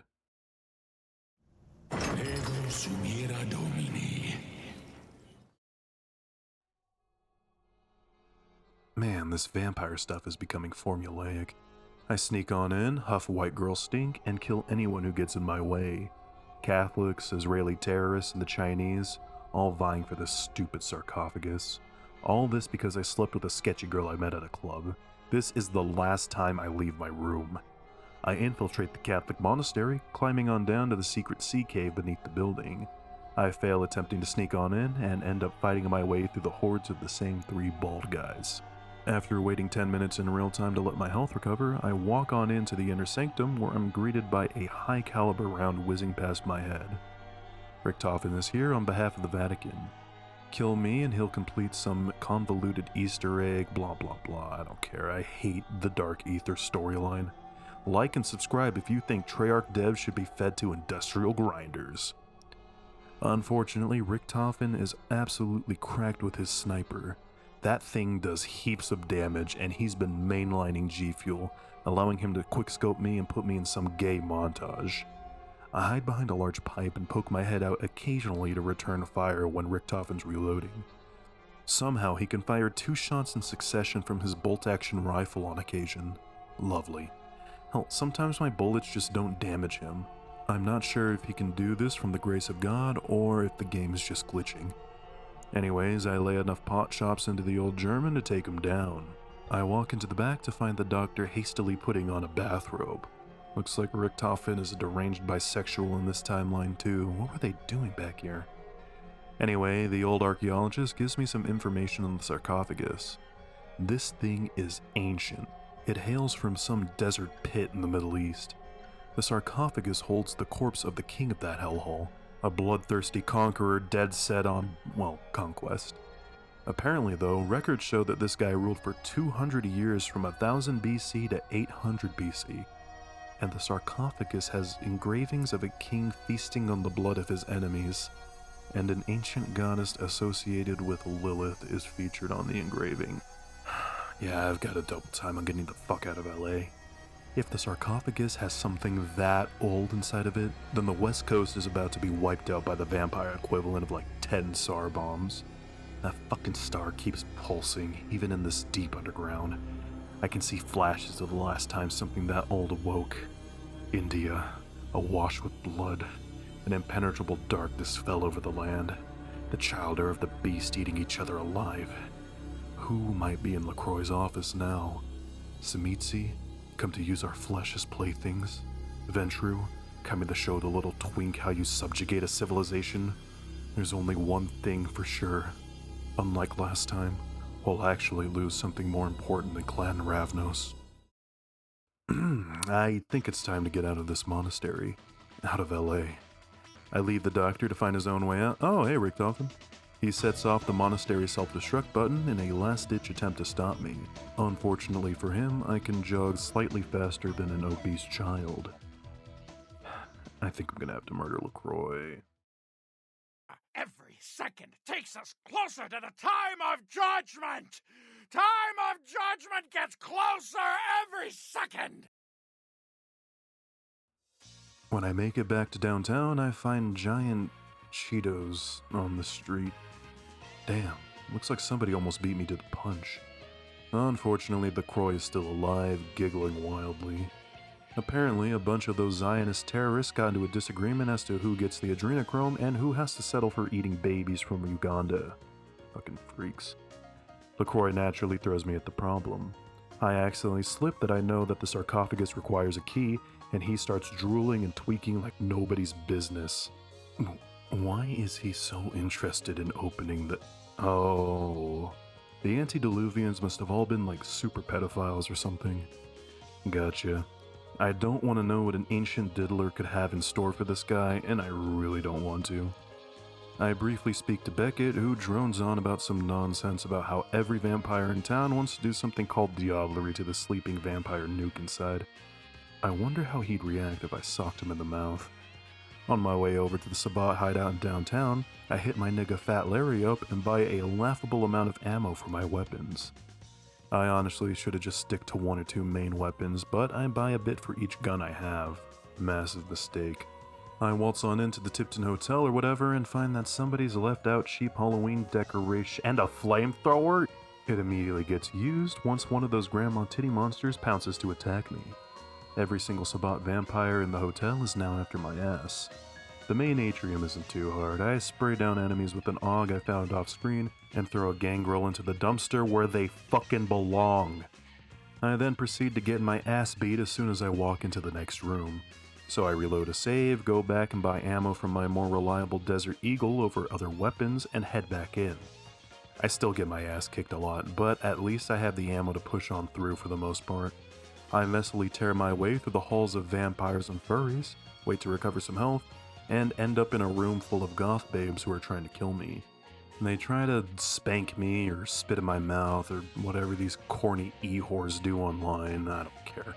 I know I'm a degenerate, but I am not letting that happen. Safe horny is not welcome on Cum Dungeon Gaming. If I ever catch you begging for some e-foid and black lipstick to step on you, I'm gonna unhinge my jaw and fucking swallow you whole. After massacring the goth women, I fight through a room with minimal health and ammo.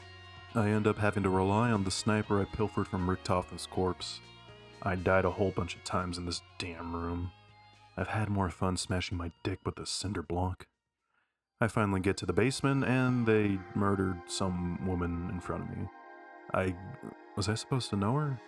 Oh yeah, it was that broad I saved at the hospital. Why would the Sabbat think I care? I lost my first love 20 years ago. This means nothing to me. In the next room, I engage in a brief fight with the great and powerful Tremere Anti-Tribu, who throws blue particle effects at me. Doesn't save him from the claws I jacked from those Chinese dudes in the crypt though. I head on down to the sub-basement and wait for a little bit for my health to recover to acceptable levels. I walk into the next room and... Oh, God, the smell, not this shit again. You bloody bitch bastard! How dare you redeem the card against my Israeli friends? India stands with Israel! The Indian smears himself with poo and uses his powers to splatoon himself throughout the puddles of feces in the arena. I don't want to get close to this guy. I think this is the perfect time to submit my application to FaZe Clan. Then what the fuck is stopping us from just throwing ourselves off a bridge and giving up and saying, yeah, the planet is dying, the government hates us, the animals are leaving, the aliens aren't contacting us, we might be alone, it just might be you and me, but that's okay, because do you really need anyone else?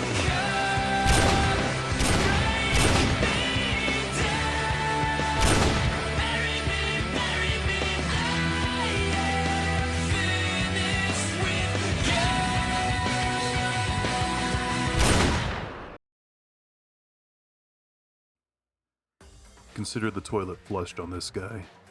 As the screen fades to black, I wonder why poop and blood have the same color.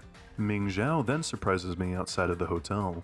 She's a bit more humble after I absolutely pwned her agents back at the Giovanni crypt. Ming is pissed that LaCroix isn't answering her booty calls anymore, and spills the tea as to what's been going on. LaCroix had Grout killed because he was getting too close to the truth about the sarcophagus. I thought it was Nines who did the murder, though. Suddenly, Ming reveals that Nines is a crossdresser. No, she disguised herself as Nines. She demonstrates her power to me and the three other guys walking the street next to us. Is that a masquerade breach? Anyways, she makes it clear that she has the key to the sarcophagus, and that it's too powerful for any one vampire to have. She warns me that I'm a liability to LaCroix with this knowledge, and that the CCP is offering amnesty if I betray the Camarilla for them. I leave her knowing that she's right. No one should hold that key. Except for me. I think I'm the only sane person in this batshit crazy city. Anyway, I'm putting her down on the list. I head on back to LaCroix, who's thrilled that I killed the Sabbat for him. He even gives me some pocket change for the matter. When I tell him that his Oriental side piece has the key, he gets defensive. A secret rendezvous with Ming Zhao? You know I prefer the company of younger women. Yeah. LaCroix takes this as an opportunity to offer an alliance to the Anarchs and stage a joint assault on Chinatown with them. Now he's finally making sense. I've wanted to rip off Ming's head since I first met her. He sends me to the last round to broker the deal. I'm gonna stare at Damsel's boobs so hard and— Wait! Jeez, what? Oh. Beckett's dropped the smug atheist shtick. His tune has changed from, let's open the coffin, to, for the love of God, whatever you do, don't open it, I'm pissing my pants as we speak. Apparently, opening it will lead to disaster. For once, I have to agree with the atheist. Goodbye, Beckett. When the Dark Father's judgment falls upon you, I hope he makes it quick. I walk on into the bar, too frightened to sexually harass damsel. I laid the deal down on her. LaCroix calls off the blood hunt on Nines, and we sew Ming Zhao's face to her own ass. The Anarchs take the deal. Score. Nines is at Griffith Park. I'll go there and let him know that LaCroix is not after him anymore. Not sure why he'd believe me, but whatever. I just don't actually know where Griffith Park is. I wander around the city, somehow winding up in hell and fighting an elf for a broadsword. Man, my life just keeps getting weirder and weirder. I finally get a hold of a taxi driver that isn't an Armenian trying to scam me, and he takes me to Griffith Park.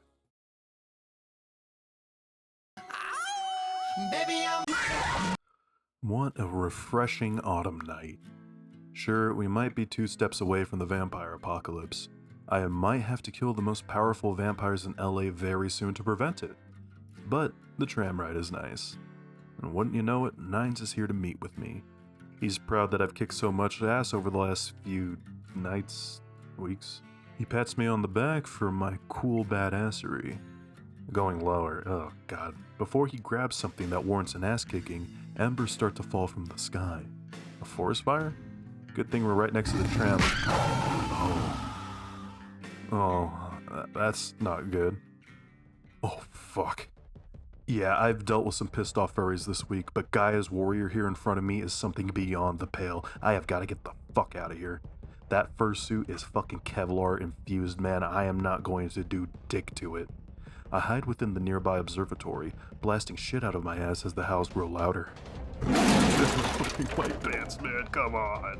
I run in abject terror like I'm 12 again, and my grandpa just refilled his Viagra prescription. I honestly just hit any interactable I come across, hoping to God I can figure something out. As the beast chases me, I sprint back on into the main room, opening the doors to try and loop the werewolf until the exit gate is open. Oh shit, close. Close. Oh. I win? Do I just leave the body there? Wouldn't this count as a masquerade? Whatever, I gotta get the fuck out of here before more show up. The tram takes me down, and I'm... John DiMaggio, if you don't get your goofy ass... John doesn't give me the chance to speak. He just forces me into his car and takes me off to a horrible fate.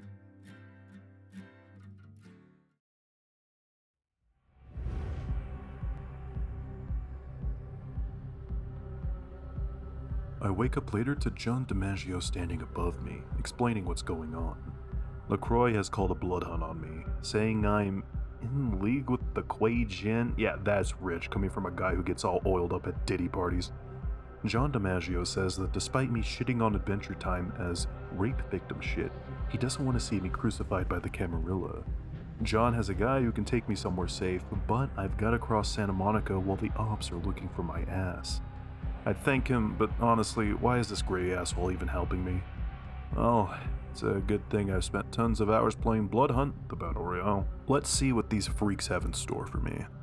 John was right. Every vampire in California wants me dead.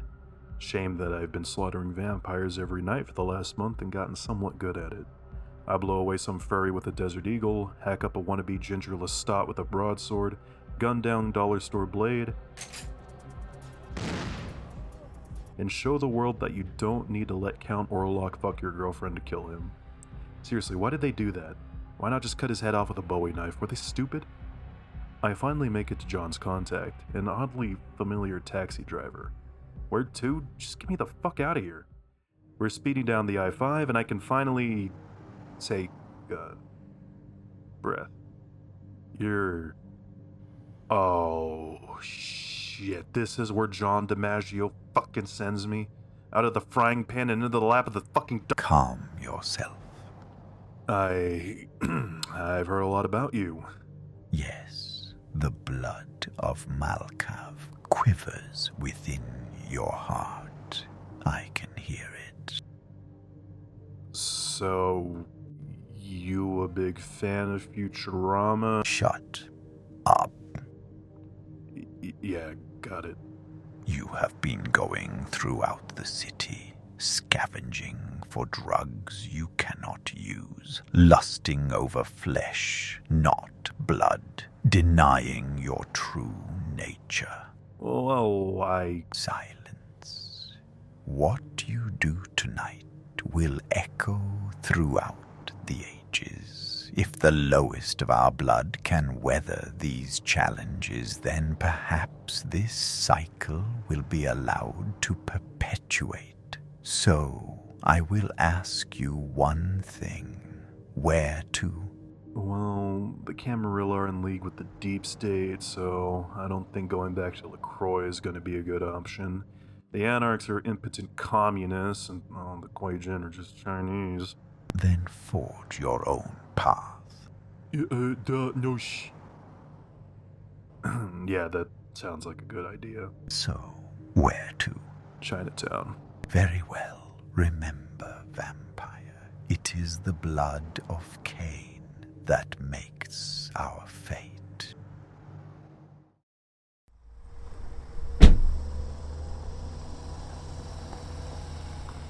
Yeah, real hard-ass. He wasn't so tough, I could have taken him. Well, here we are. As previously stated, Ming Zhao, head ripped off. Got it? Cool. Looks like Kuei-jin magic doesn't do diddly against 50 AE rounds. I even happened across Yuki. What up, girl? Orewa Chinchin Daisuki. My mastery of the Japanese language amuses her and recruits her to my cause. Thanks to a physics glitch, I even get that panty shot I was looking for. Neat. We fight our way through the courtyard of Ming's forces, slaughtering the Chinese with surprising ease. The Western vampires were afraid that these guys were going to take over California? Wow. Guys with crossbows and cheap swords. LaCroix was afraid of these guys? After we clear the main hall, Yuki departs from my presence because life's just too damn easy for me, I guess. My observations about the Kuei-jin are quickly proven false when one slices my head clean in half. Maybe those niggas had a point. After duct taping my head back together, I walk upstairs and ask Yuki to pull a Deus Ex from her Machina. And wouldn't you know it, she just so happens to know some anime bullshit that opens a portal to Ming Zhao's lair. I let Yuki endure the mental strain it takes to keep that portal open while I let my body slowly regenerate. I finally penetrate Ming's forbidden chamber, avoiding her simps. I've had enough of your condescending non-canon bullshit. I'm gonna rip off your scrawny arms and shove... Can all Kuei-jin do this? Oh god, I think I'm gonna be sick. This is grosser than the shit monsters. You can't imagine the smell in here, dude. All those tentacles, it's like one of those... I don't need to spell it out for you. Ming is one pissed off bitch. Her tentacles hurt like hell and do aggravated damage to me. If I cut the damn things off, they turn into smaller versions of her before growing to a full-size clone. Honestly, I don't know what the strategy is here. I just circle around her and spray her down with my AUG. Before the Minglings can grow to full size, I go Jewish abortion doctor on them with my deagle. But with an obscene amount of bullets, I finally close the book on the Kuei-jin in California, damning them to the fate of being non-canon forever. Oh, driver, take me on over to... Venture Tower, please. I walk right into the front of LaCroix Tower. Don't fear the Reaper, baby. I gun down the Arasaka goons, mercilessly zeroing these gonks. Wait, no, wrong video. Murdering rent-a-cops with families at home feels like such a breath of fresh air after Chinatown. Sneaking around, snapping their necks like chicken bones. Is this seriously the best LaCroix has to offer? Me and my big mouth. Still, these guys aren't as painful to deal with as the Kuei-jin, thank God. I don't know how much more I've got in me. I climb my way up to the tower, making my way up to a construction zone. It's business as usual up here. I use my powers of stealth to sneak in and snap necks. Before I can start patting myself on the back too hard, LaCroix speaks to me using his evil French magics through a human he rigged with explosive. The suicide bomber thankfully goes down as easily as the rest. I get to a safe enough distance to hide when the bomb goes off.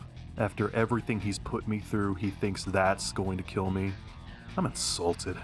I'm gonna stake the bastard and hire some Mitzi to turn him into a fucking urinal. As I ascend the elevator of victory, I'm inexplicably greeted by some nostalgia.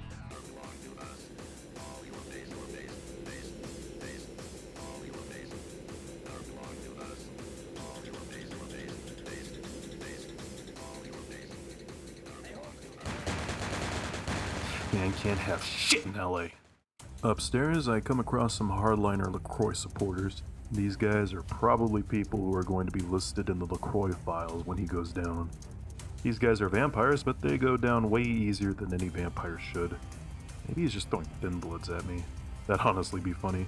I mean, why not rig Thin Bloods with explosives and just send them at me? I think I'm finally at the oh shit. I forgot about the sheriff. He's basically been furniture in the background during this entire debacle. Giant African man with a buster sword. I'd be threatened if I were an innocent European woman in the subway, but I'm a vamp. I'm a human armed with a dragon's breath shotgun that can stun lock him. It doesn't do any damage, but it locks him into this burning animation. I take advantage of this window of opportunity by spraying this big monkey down with my AUG. His health is finally down. Think he's dead? Nope, he just turns into... I don't actually know what this is.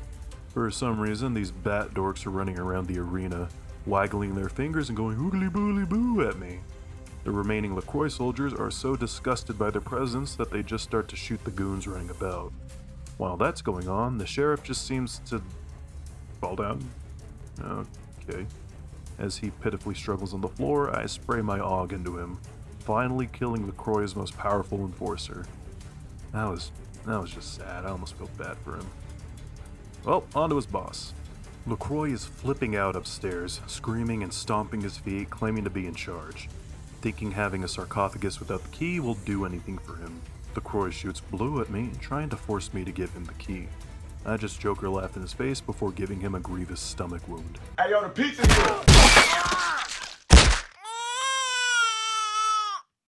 Still, despite all this diddler wants the key. All for what? An ancient pedophile vampire? Get real, dog. With his age and power, you're like a child to... You know what, LaCroix? Have fun meeting Grandpappy. LaCroix crawls over to the sarcophagus, moments away from a never-ending visit to Rape Cod. Oh shit, there's no ancient rapist in there. It's a bomb! With that, LaCroix gets blasted deep into the Shadowlands, and I swear to God, I hope he gets soul-forged into like a toilet or something. How did I get out of that building so fast? No matter. The Anarchs come up and try to recruit me, offering full ownership of Damsel's titties. I give them the finger and walk off. Have fun with Annabelle as your poster child. I hope you guys have fun listening to 10-hour vampire angst sessions. No, fuck LA. Fuck the world of darkness. I fucking hate vampires. Get me the fuck out of here. Well, thanks to everybody for watching. For those of you who've stuck around, we greatly appreciate it. More videos are on the way, we promise, for real this time. If you're new and like to see more, subscribe and like the video so that the algorithm can... You think it's fucking funny breaking the masquerade like that, you little shit? We've got Second Inquisition crawling up our asses because of you! No, guys, it was only a prank! It was only a prank! Guys, it was only a prank!